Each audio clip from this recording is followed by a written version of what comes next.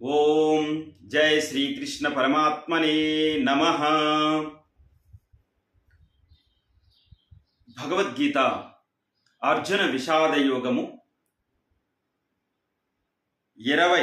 22వ శ్లోకము ఈరోజు నేర్చుకుందాం.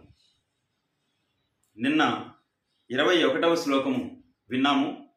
ఈరోజు 22వ శ్లోకము నేర్చుకుంటున్నాం. మీరు భగవద్గీతని చదువుతూ ఉంటే ఆనందం ఉంటుంది. ఇంకా మనం భగవద్గీతలో లోతుగా పరిశీలన కూడా చేసుకోవాలి. నేను ఏం పరిశీలన చేశానన్నది మీకు అనవసరం. మీరు ఏ విధంగా దాన్ని తీసుకుంటారనేది మీకు అవసరం. చాలామంది పెద్ద పెద్ద పుస్తకాలు రాస్తారు. ఇందులో లోతైన వివరణ ఇచ్చి మీకు చెప్పే ప్రయత్నం చేస్తారు. కానీ దానికంటే ముందు మనమే ఈ శ్లోకాన్ని చదివి అక్కడున్న పరిస్థితి ఏంటి, యుద్ధంలో శ్రీకృష్ణ పరమాత్మ అర్జునుడికి ఏమి బోధించబోతున్నాడు, అర్జునుడు శ్రీకృష్ణుని ఏమి అడగబోతున్నాడు, అది మన జీవితంలో ఏ విధంగా ఉపయోగపడుతుంది, ఇక్కడ సిచ్యువేషన్ అంతా కూడా ఎలా ఉంది, వాటినన్నింటినీ ఒక్కొక్క పదాన్ని ఎందుకు ఉపయోగించారు, కృష్ణుణ్ణి అనేక రకాలుగా సంబోధించడం జరుగుతుంది, అర్జునుడిని అనేక రకాలుగా సంబోధించడం జరుగుతుంది.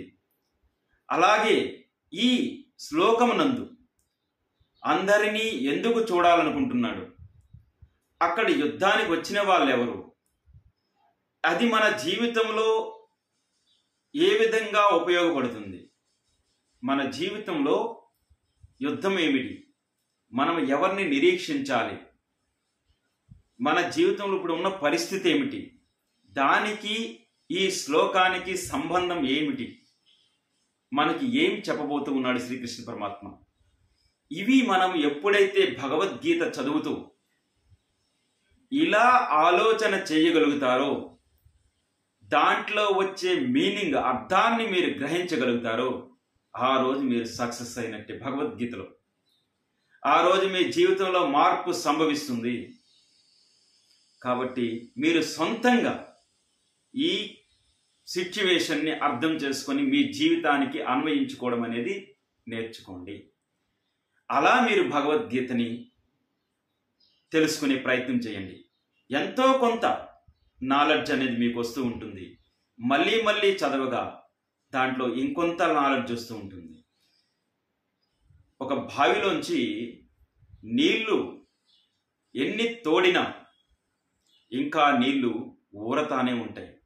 అదే మాదిరిగా ఈ భగవద్గీత కూడా మీరు ఎంత దీనిలోంచి జ్ఞానాన్ని పొందితే అంత జ్ఞానం ఇందులోంచి వస్తూ ఉంటుంది. అందుకే మీరు తప్పకుండా ప్రయత్నం చేయండి.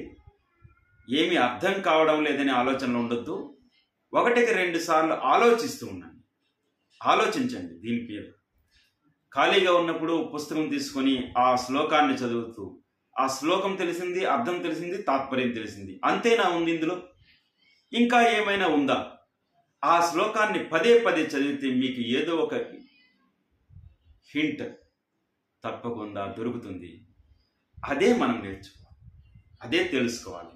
ఎవరో చెప్పింది వినడం కాదు, మీ అంతటి మీరుగా తెలుసుకోవాలి. 22వ శ్లోకం మీరు కూడా భగవద్గీత పుస్తకం తీసుకొని మొదటి అధ్యాయంలో 22వ శ్లోకం చూస్తూ నేను చదివినట్టు మీరు కూడా చదవండి. యావధేతాన్ నిరీక్షేహం యోద్ధుకామానవస్థితాన్ కైర్మయా సహ యోద్ధవ్యం అస్మిన్ రణ సముద్యమే. యావధేతాన్ నిరీక్షేహం యోద్ధుకామానవస్థితాన్ కైర్మయా సహ యోద్ధవ్యం అస్మిన్ రణ సముద్యమే. ఇది ఈ 22వ శ్లోకము. ఇందులో అర్థం ఏంటి? యోద్ధు కామాన్ అవస్థితాన్, యోద్ధ కామాన్ అవస్థితాన్, యుద్ధము చేయు కోరిక కలిగి ఇక్కడకు వచ్చినటువంటి యావదేతాన్ అందరినీ నిరీక్షేహం మేము చూడాలి. యావదేతాన్ నిరీక్షేహం యోద్ధ కామాన్ అవస్థితాన్. కైర్మయా సహ, కైర్మయా, మయా అంటే నేను, కైర్మయా సహ ఎవరితో, కైర్మయా సహ నేను ఎవరితో, యోద్ధవ్యం అస్మిన్ రణసముద్యమే ఈ రణభూమి యందు, ఈ యుద్ధము కొరకై వచ్చినటువంటి సేనలు ప్రతిపక్షము వారు ఎవరైతే ఉన్నారో వారిలో ఎవరెవరితో నేను యుద్ధము చెయ్యాలో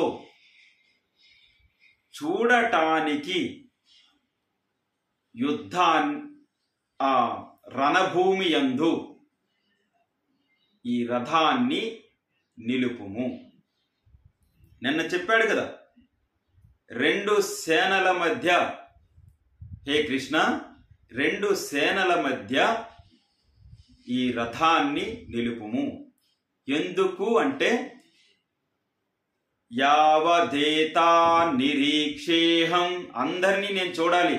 యోద్ధు కామానవస్థితాన్ ఈ యుద్ధ ప్రదేశమందు యుద్ధం చేయడానికి వచ్చినటువంటి అందరి వీరులను దర్శించాలి. కైర్మయా సహ యోద్ధవ్యం నేను ఎవరెవరితో యుద్ధం చేయాలో అది కూడా గుర్తించాలి. అందుకై నువ్వు రథాన్ని ఉభయ సేనల మధ్య నిలుపుము అని శ్రీకృష్ణుడితో అర్జునుడు అంటూ ఉన్నాడు. యావదేతా నిరీక్షేహం యోద్ధ కామానవస్థితాన్ కైర్మయా సహ యోద్ధవ్యం అస్మిన్ రణసముద్యమే. అర్థమైందా? ఇది తాత్పర్యం ఏంటి? ఈ యుద్ధము జరుగు స్థలములో ఎవరెవరు యుద్ధము చేయటానికి వచ్చారో, ప్రతిపక్షములో నేను ఎవరితో యుద్ధము చెయ్యాలో చూడటానికి ఈ రథాన్ని 2 సేనల మధ్య తగిన ప్రదేశములో నిలుపుము అని అర్జునుడు శ్రీకృష్ణ పరమాత్మతో అనెను. ఇది ఈ శ్లోకం యొక్క అర్థం, తాత్పర్యం. మరొక్కసారి ఈ శ్లోకాన్ని చదివి నేర్చుకునే ప్రయత్నం చేద్దాం. యావదేతా నిరీక్షేహం యోద్ధ కామానవస్థితాన్ కైర్మయా సహ యోద్ధవ్యం అస్మిన్ రణసముద్యమే. బస్ ఈ విధంగా మనం ఈ శ్లోకాన్ని చదవాలి. ఓం నమః శివాయ. జై శ్రీకృష్ణ. మళ్ళీ రేపు 23వ శ్లోకంతో కలుద్దాం. ఓం.